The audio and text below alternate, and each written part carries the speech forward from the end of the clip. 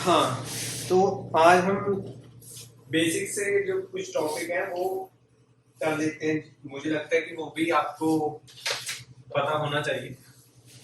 ठीक है, करें स्टार्ट। जो ये जितने भी आपने अभी तक मोस्टली आप लोग सारे फिफ्थ या सिक्स सेम में होंगे, कोई बीसी कोई मास्टर में। तो कंपाइलर और इंटरप्रेटर, इसके बारे में सुना होगा आपने आई होप। कंपाइलर क्या होता है? कंपाइलर और सी प्लस प्लस सी, कुछ कोई तो लैंग्वेज की होगी अभी तक। अगर आपने की है कोई भी लैंग्वेज, कोई चैप्टर पढ़ा है, उस पे हमारे कंपाइलर होता है और एक होता है इंटरप्रेटर। कंपाइलर का क्या काम होता है? काइंड ऑफ कोड प्रोसेस करना। हाँ, हमारा जो कोड होता है ना, वो मशीन को समझ में नहीं आता। मशीन को क्या समझ आता है? मशीन को समझ आता है जीरो और वन की फॉर्म। ठीक है, मशीन को नहीं आता।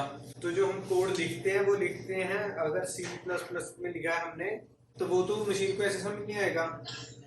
तो मशीन समझ पाए हमारा कोड हमने क्या लिखा है, उसके लिए हम यूज करते हैं कंपाइलर्स, राइट। कंपाइलर क्या करता है? पूरे कोड को, जितना भी आपने पूरा प्रोग्राम बनाया, उसे एक ही बार में कंपाइल कर देता है। ठीक है, एक ही बार में सारा कोड कन्वर्ट कर देता है मशीन लैंग्वेज, जिस जो अंडरस्टैंड कर पाए, राइट। पूरा प्रोग्राम आपने लिखा सी में या सी प्लस प्लस में, कंपाइलर यूज होते हैं मोस्टली, जो लो लेवल लैंग्वेज होती हैं, तो वो उसे मशीन की भाषा में कन्वर्ट कर देता है और पूरे प्रोग्राम को एक ही बार में कर देता है। अगर प्रोग्राम में 200 लाइन्स है, 200 लाइन्स को इकट्ठा वो कंपाइल कर देगा, राइट। उसे कहते हैं कंपाइलर। और कंपाइलर हमारे जावा में भी यूज होता है।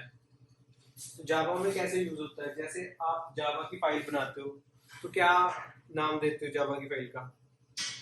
कैसे बनाते हैं हम जावा की फाइल? जावा की एक्सटेंशन के साथ। हाँ, जावा की एक्सटेंशन के साथ, जस्ट लाइक मैंने बनाई टेस्ट डॉट जावा, ऐसी फाइल बनाते हैं हम जावा की। yes. हाँ, तो अब इसे जावा डायरेक्टली तो कंप्यूटर नहीं जानता हमारी, ठीक है। तो वो क्या करना पड़ेगा हमें? हमें ये कंपाइल करनी पड़ेगी किसकी हेल्प से? एक जावा डॉट सी है, ठीक है। जावा डॉट सी मीन्स, तो ये कंपाइलर कर देगा, ये कंपाइलर है। तो क्या बना देगा इसे? हमारी जो टेस्ट फाइल है ना, टेस्ट डॉट जावा, उसे ये कन्वर्ट कर देगा test dot class, test dot class बना देगा उसे, ठीक है। जी, सारा कुछ बैक एंड पे होता है, हमें दिखाई नहीं देता क्या हो रहा है। जैसे ही आप प्रोग्राम रन करते हो, ऑन द स्पॉट ये जावा सी उसे टेस्ट डॉट क्लास बना देगा। और जो क्लास है उसके एक्सटेंशन पे टेस्ट डॉट क्लास होगी, ठीक है। इसका साइज होता है 1 बाइट, तो हम इसे बाइट कोड भी बोलते हैं। क्या बोलते हैं? बाइट कोड, ठीक है। इसे हम बाइट कोड भी बोलते हैं। तो आपने सुना होगा जावा है, उसे हम ये प्लेटफॉर्म इंडिपेंडेंट है। Independent means we can run Java code in any operating system like macintosh, Windows and Linux, right. ये सुना है आपने, पढ़ा कहीं पे किसी भी हाँ, तो क्यों क्यों कहते हैं इसे इंडिपेंडेंट? इंडिपेंडेंट मींस किसी पे डिपेंड नहीं है। ऑपरेटिंग सिस्टम है जो हमारे पास, मेरे पास मैकबुक का, मैंने अपनी मैकबुक में टेस्ट डॉट जावा बनाया का प्रोग्राम बनाया, राइट।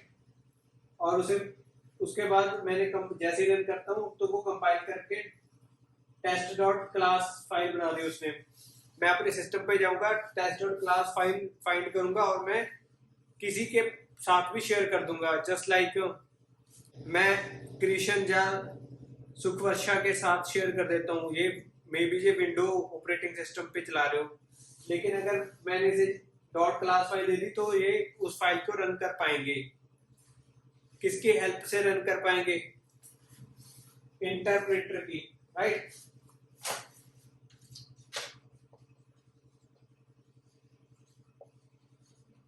इंटरप्रेटर, वैसे क्या इंटरप्रेटर और कंपाइलर दोनों में से एक यूज करती है लैंग्वेज। सी प्लस प्लस है वो कंपाइलर्स यूज करते हैं बस, और जो मॉडर्न लैंग्वेजेस है वो इंटरप्रेटर यूज करते हैं। लेकिन जावा ही एक यूनिक लैंग्वेज है जो दोनों यूज करती है। पहले उस कोड को कंपाइल करती है, बाद में उसे इंटरप्रेट करती है। ठीक है, क्वेश्चन आ सकता है एग्जाम में, या कोई वैसे भी अगर आपको पूछ ले कि जावा में इंटरप्रेटर यूज होता है या कंपाइलर, आप बता सकते हो दोनों यूज होते हैं इसमें। जब एक क्लास बन गई तो हम किसी के साथ शेयर कर सकते हैं, तो उस ऑपरेटिंग सिस्टम में वो रन हो जाएगी, इसलिए इसे इंडिपेंडेंट बोला जाता है। राइट, ये तो समझ आ गया। ये एक ही बाइट की बनती है फाइल, इसीलिए इसे बाइट कोड भी बोलते हैं। सर इंटरप्रेटर की प्रॉपर डेफिनेशन क्या है? जो कंपाइलर काम करता है वो ही इंटरप्रेटर करता है, लेकिन कंपाइलर पूरा कोड एक ही साथ में करता है और इंटरप्रेटर लाइन बाय लाइन करता है। ठीक है, इंटरप्रेटर अगर आपके प्रोग्राम में 5 लाइनें हैं तो पहले एक एग्जीक्यूट करेगा, फिर सेकंड, फिर थर्ड, फिर फोर्थ, फिर फिफ्थ। ठीक है, अगर कंपाइलर है वो 5 की 5 लाइन एक ही बार में कंपाइल करेगा। ठीक है, और इनके डिफरेंस देख लेना एक बारी।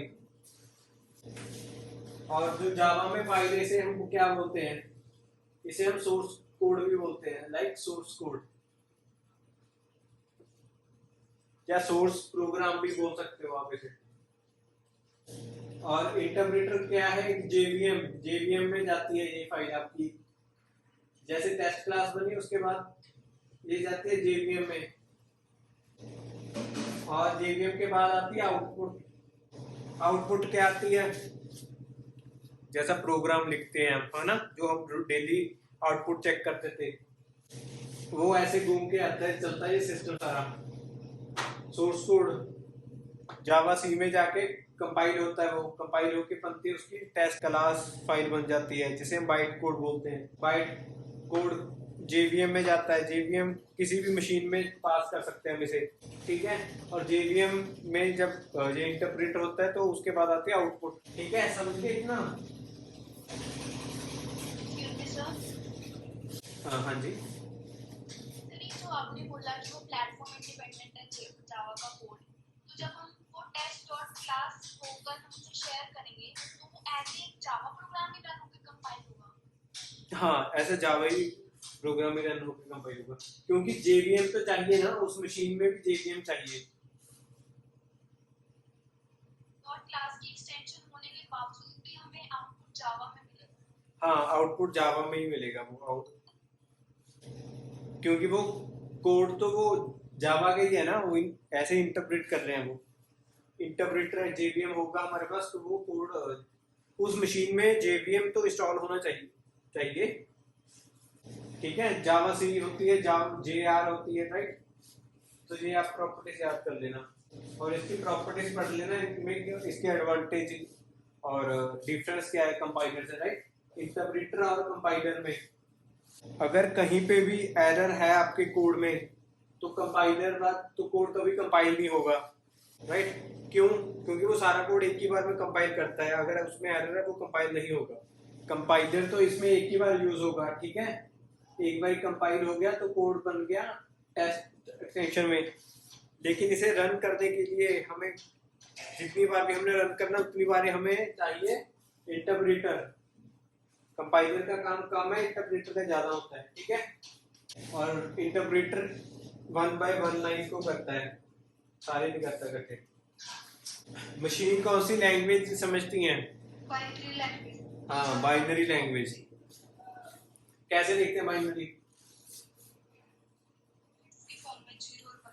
हाँ, 0 और 1 की फॉर्म में, ये मशीन समझती है। ठीक है, मशीन को नहीं पता जावा क्या होती है, उसे नहीं पता। किसी के सिस्टम में इंस्टॉल है, एक क्रिएशन को छोड़ के किसी और के सिस्टम में भी है डाटाबेस इंस्टॉल। डाटाबेस का देख लेते हैं थोड़ा सा।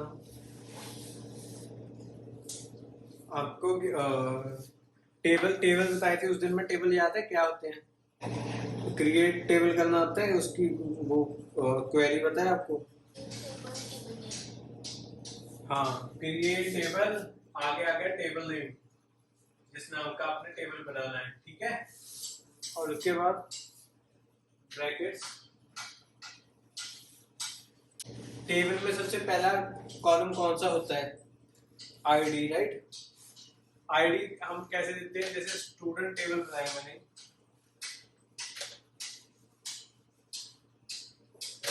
स्टूडेंट, तो सबसे पहले हो गया कॉलम स्टूडेंट आईडी। और स्टूडेंट आईडी क्या होगा ये? हाँ, इसकी डेटा टाइप इंटीजर होगी और मैं इसे दूंगा प्राइमरी की इंट, ठीक है। और उसके बाद हम दे देते हैं फर्स्ट नेम,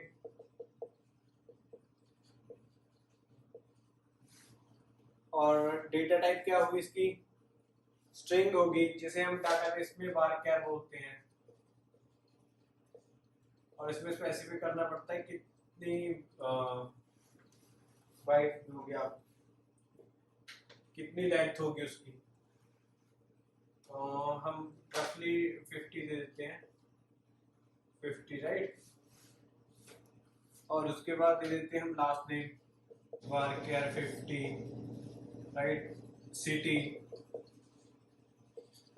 ये भी हम 50 दे देते हैं, ठीक है। ऐसे हम जितने भी मर्जी कॉलम ऐड कर, जितने करने चाहते हैं उतने लिख सकते हैं, ठीक है। शाम तक आप डाटाबेस के बारे में टेबल टूबल वगैरह पढ़ लेना, और जो हमारा इवनिंग वाला बैच है उसमें हम डाटाबेस से कनेक्टिविटी कर लेंगे फिर, ठीक है। ओके, ठीक है। No one have any question, then it's fine.